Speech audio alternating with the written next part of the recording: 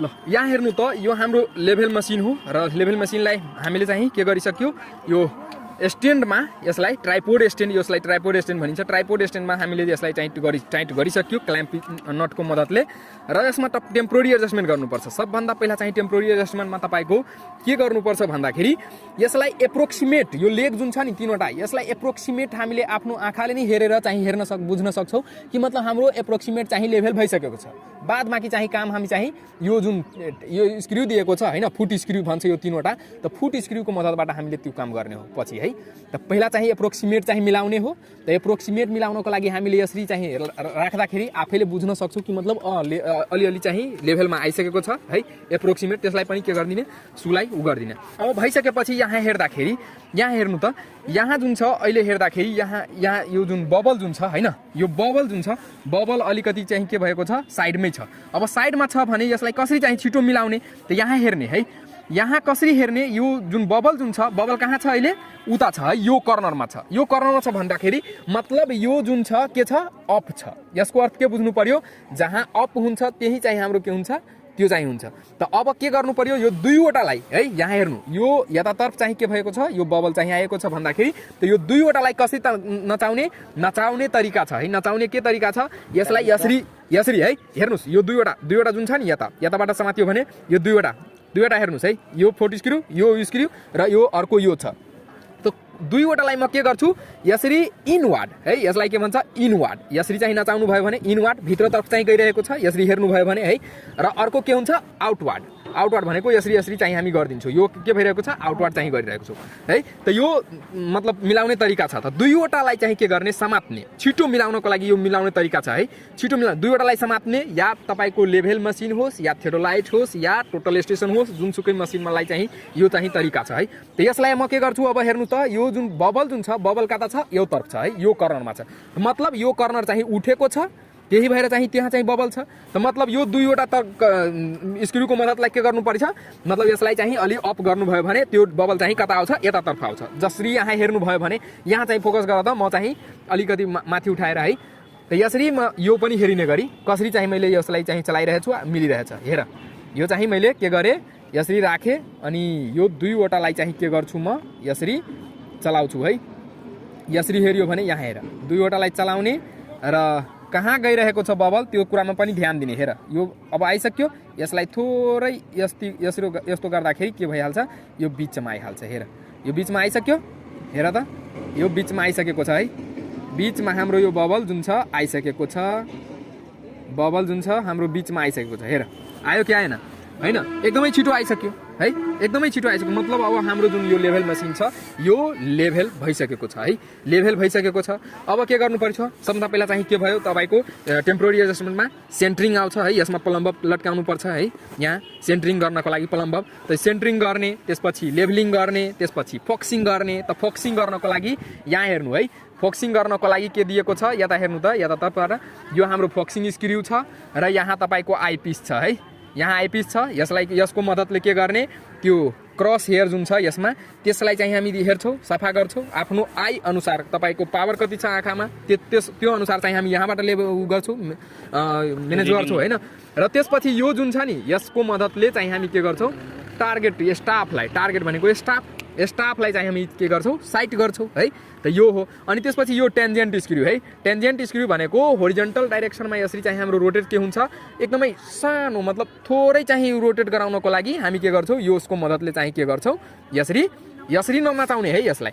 यसरी यसको मद्दतबाट के गर्ने यसरी नचाउँदाखेरि एकदमै सानो मुभमेन्ट हुन्छ है त त्यसलाई चाहिँ हामी के भन्छौँ टेन्जेन्ट स्क्रू त यसको मद्दतबाट हामीले हेर्ने हो अब जस्ट इक्जाम्पल कुनै स्टाफलाई हेर्नु छ भने हामीले यसरी फेरि यो कुरामा पनि के हुन्छ तपाईको एप्रोक्सिमेट हामीले अब मान कि यो ठाउँमा चाहिँ हाम्रो यो यहाँ छ है यो स्टाफ यहाँ राखेको छ जसरी यहाँ हेऱ्यो भने यहाँ हेर म के गरेँ यो स्टाफनिर यसलाई पनि हेराइदेऊ न कि मतलब स्टाफ कहाँ छ भनेर हैन यो लेभलिङ स्टाफ चाहिँ कहाँ राखेको छ हैन अब यसलाई हेऱ्यो भने यहाँ हेर्ने है त अब म के गरेँ यतातर्फ एप्रोक्सिमेट चाहिँ हेरिसकेँ है यसलाई पनि लेभल गरिसकेँ र डाइरेक्सन पनि गरिसकेँ कि एप्रोक्सिमेट हाम्रो यो डाइरेक्सनमा छ अब यहाँबाट अब एप्रोक्सिमेट भइसकेपछि म के गर्छु यसलाई फोक्सिङ गर्छु फोक्सिङ गर्दाखेरि यो फोक्सिङ गर्ने र अरू के गर्ने तपाईको यो जुन छ यो स्क्रुलाई पनि चलाउने है।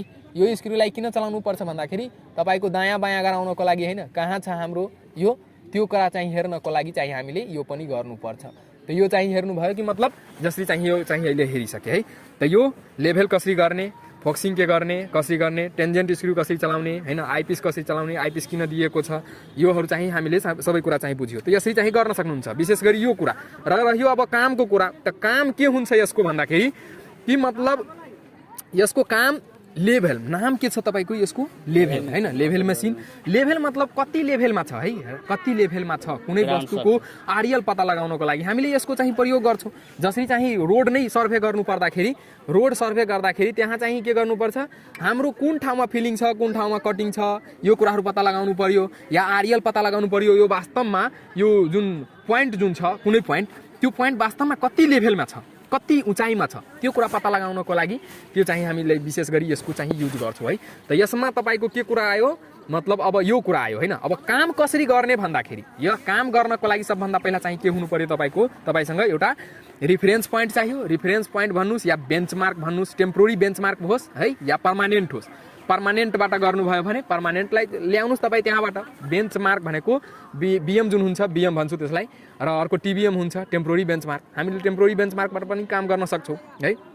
र रिफरेन्स हामीले कुनै बेन्चमार्क छैन भने हामी रिफरेन्स मान्दिने कि मतलब यो जसरी चाहिँ कुनै ठाउँ चाहिँ यस्तो चाहिँ रिफरेन्स पनि मान्ने तरिका छ कि मतलब एज्युम गर्ने रिफरेन्स यस्तो पोइन्ट लिने कि जुन चाहिँ हाम्रो के छ सोलिड स्ट्रक्चर छ।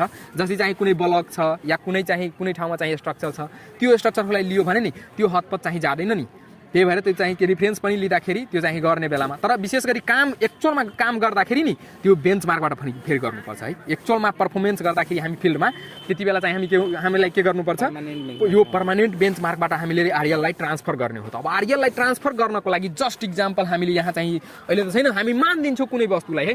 जस्ट इक्जाम्पल यही जुन बक्स छ हाम्रो यो बक्स लेभल बक्सलाई नै त्यो खाली गर त, लेभल बक्सलाई राखिदेऊ त्यहाँ अलि पर राखिदेऊ न, थोरै पर, फरक पर्दैन। तर यहाँ पनि लिन सक्नुहुन्छ जहाँ पनि। जस्ट इक्जाम्पल यो हाम्रो के छ अहिले, यो जुन पोइन्ट छ है, यो पोइन्ट जुन छ, यो पोइन्टको आरएल मलाई थाहा भइसकेको छ है। उतैबाट गर न, यो पोइन्टको आरएल जुन छ हामीलाई थाहा भइसकेको छ। मतलब हामीले मान्दियो के मान्दियो कि यसको चाहिँ आरएल के छ 100 छ जस्ट है।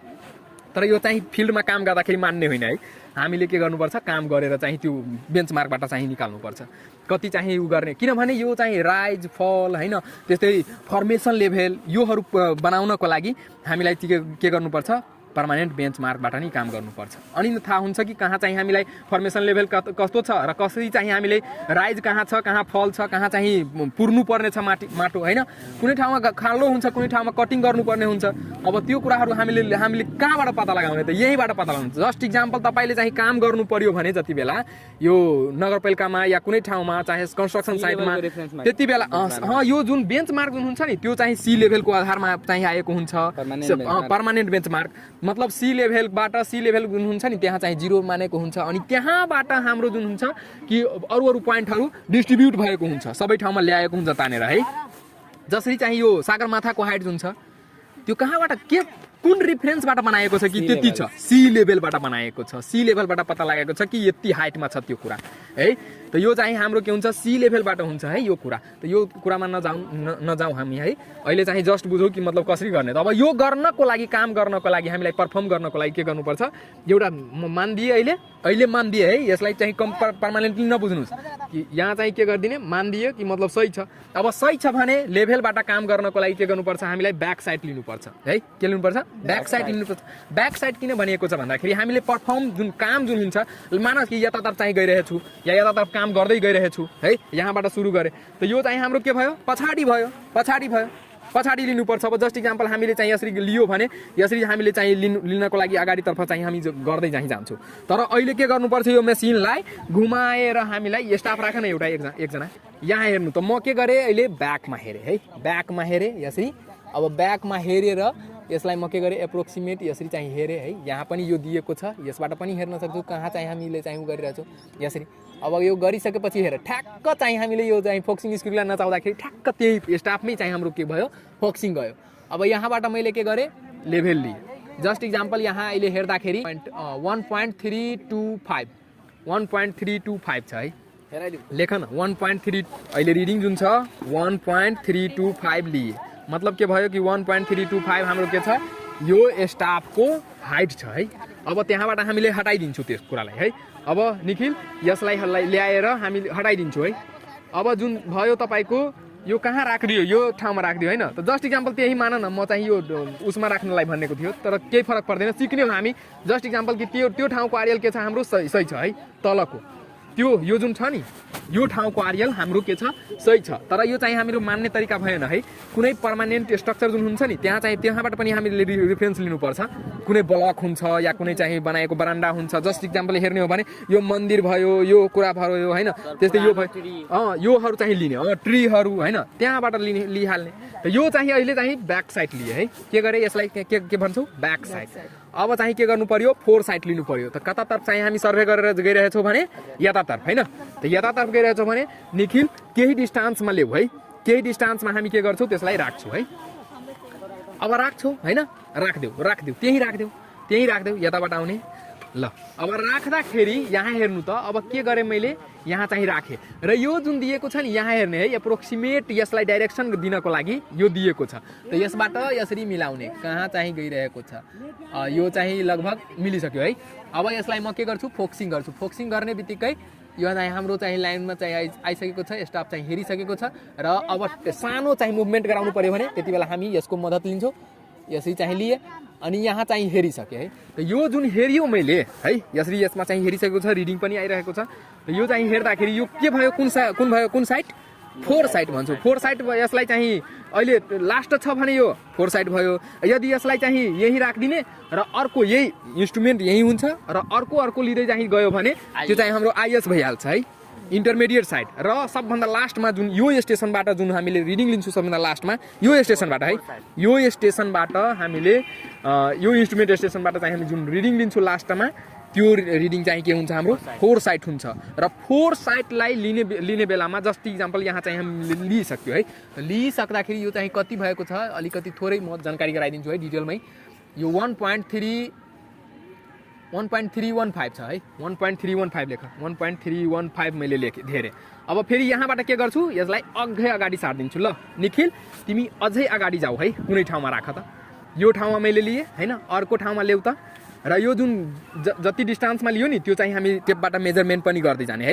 यो जुन लियो नि यहाँबाट के गर्ने त्यो जुन राखे त्यहाँको मेजरमेन्ट पनि लिने अनि फेरि चाहिँ त्यहाँबाट फेरि त्यो टेपले के गर्ने मेजरमेन्ट लिने। त यो चाहिँ हाम्रो होरिजेन्टल डिस्टान्स पनि निस्किहाल्छ र कति लेभल छ त्यो परि आइएल पनि निस्किहाल्छ। अब हेर अब फेरि चाहिँ के गर्छु त यो काम गर्ने है। अहिले चाहिँ गरिरहेको छैन पर्फर्मेन्स, तर यो चाहिँ नाप्नुपर्छ टेपबाट। टेप त दिएछु नि तपाईँहरूलाई, त यो टेपबाट के गर्ने नाप्ने है।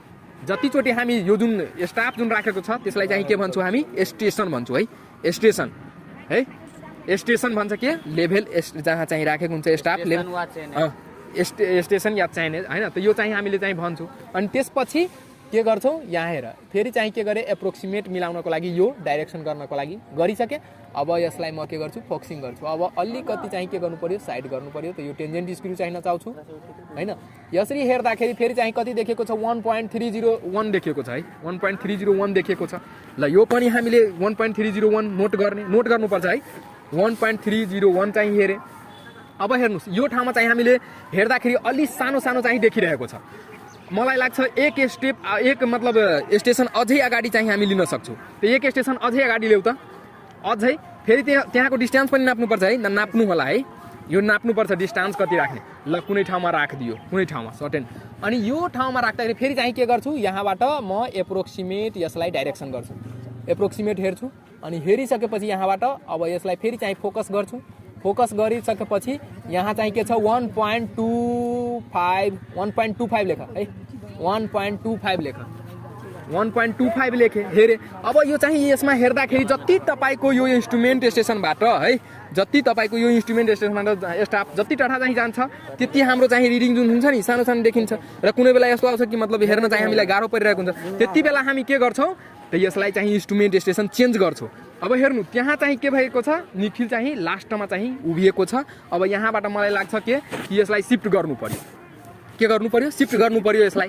अब शिफ्ट गर्नु पर्यो भने त्यसलाई के गर्ने त्यही ठाउँमा राख्ने हामीले होरिजन्टल डिस्टेन्स नाप्ने म भनिरहेछु बेर बेर कि मतलब अहिले नापिरहेको त छैन तर चाहिँ नाप्नुपर्छ होरिजन्टल डिस्टेन्स नाप्ने कहाँ कहाँ चाहिँ के कुरा लियो हामीले त्यो कुरा कतिको चेनेज बनेको छ हैन त्यो कुरा चाहिँ लिने अनि अब चाहिँ लास्ट रिडिङ चाहिँ के छ यहाँ चाहिँ उभिएको छ मलाई लाग्छ कि अब यहाँबाट के गर्नु पर्यो यो इन्स्ट्रुमेन्टलाई शिफ्ट गर्नु पर्यो अगाडितर्फ लग्नु पर्यो किनभने हामी पर्फर्मेन्स कामको कहाँ कुन दिशामा गइरहेछौँ यो दिशामा गइरहेछौँ भने के गर्छु यहाँबाट अब इन्स्ट्रुमेन्टलाई उठाउँछु त उठाउने बेलामा ध्यानपूर्वक उठाउनु पर्छ ध्यानपूर्वक के मतलब सावधानी के अपनाउनु पर्छ कि जुन ठाउँमा चाहिँ हाम्रो यो निखिलले चाहिँ उभिएको छ स्टाफमेन जहाँ उभिएको छ स्टाफ लिएर त्यो ठाउँ के हुनु पर्यो त्यो ठाउँमै स्टाफ हुनु पर्यो बुझ्यो त्यो ठाउँमै स्टाफ हुनु पर्यो र त्यो ठाउँबाट अब हामीले यो इन्स्ट्रुमेन्टलाई उठाएर त्यसको अगाडि चाहिँ शिफ्ट गरिदिन्छु शिफ्ट गर्ने बित्तिकै के भइहाल्छ अहिले जुन छ यो स्टेसनको रूपमा हेऱ्यो भने यो स्टेसनबाट अहिले हाम्रो के छ यो 4 साइड भइसक्यो है कुन साइड भइसक्यो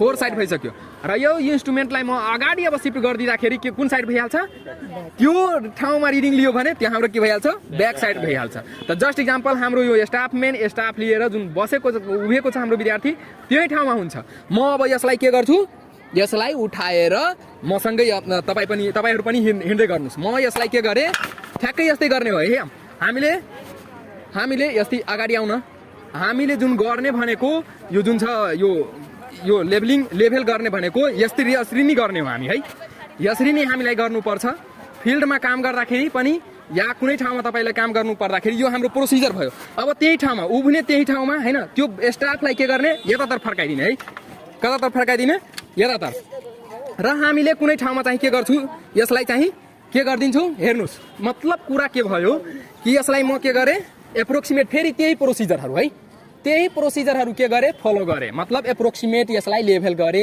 हामीले आँखाले पनि हेर्न सक्छौँ कि हाम्रो यो जुन स्ट्यान्ड जुन छ स्ट्यान्ड वास्तवमा हाम्रो के छ लेभलमा छ हैन लेभलमा छ त्यो एप्रोक्सिमेट हामीले हेर्न सक्छौँ अब यो गरिसकेपछि हेर्नुस् अब यसलाई के गर्नु पर्यो पहिला जस्तै हामीलाई लेभल मतलब यसलाई के गर्नु पर्यो अब हाम्रो यो बबललाई मिलाउनु पर्यो त बबल के छ अहिले यतातर्फ छ है यो कर्नरमा छ भने म यसको अर्थ के बुझ्नु पर्यो कि मतलब हाम्रो यो कर्नर जुन छ यो उठेको छ त्यो बुझ्नु पर्यो मतलब यो कुरा बुझ्नु पर्यो है कि हाम्रो जुन जहाँ बबल हुन्छ त्यो ठाउँ के छ उठेको छ त त्यसलाई के गर्नु पर्यो लो गर्नु पर्यो या त्यो अपोजिट पट्टिको साइडलाई के गर्नु पर्यो अप गर्नु पर्यो त मलाई लाग्छ यो अपोजिट पट्टिको उसलाई चाहिँ हामी अप गर्दाखेरि यसलाई के गर्छौँ भित्रतर्फ यसरी चाहिँ गर्छु है यहाँ हेर्नु भित्रतर्फ गर्दाखेरि यहाँ हेर्नु हाम्रो चाहिँ यो बबल चाहिँ के हुन्छ यसरी आउँछ है त यो अब हेर्नुस् यसलाई म के गर्छु यसलाई अप गर्नुपर्छ है किनभने ठ्याक्कै अपोजिट दिशामा चाहिँ त्यो भएको छ त यहाँ हेर्नु यसलाई अप गर्दाखेरि यो हाम्रो बबल चाहिँ स्लाइड हुन्छ अब थोरै